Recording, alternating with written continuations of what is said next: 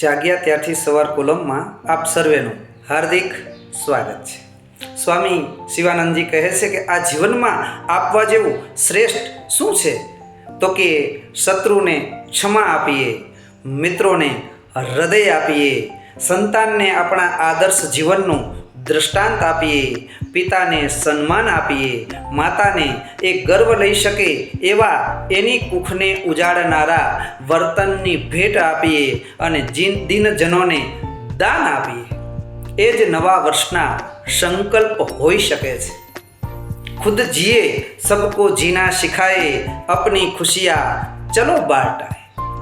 कोई कविए साचुं ज कीधुं छे कि पोते प्रगटी बीजाने आपे जे अजवाळुं, पोते प्रगटी बीजाने आपे जे अजवाळुं, ते दीवामां नवा वर्षने भाळुं। तो आप सर्वेने नवा वर्षनी शुभेच्छा अने शुभकामना।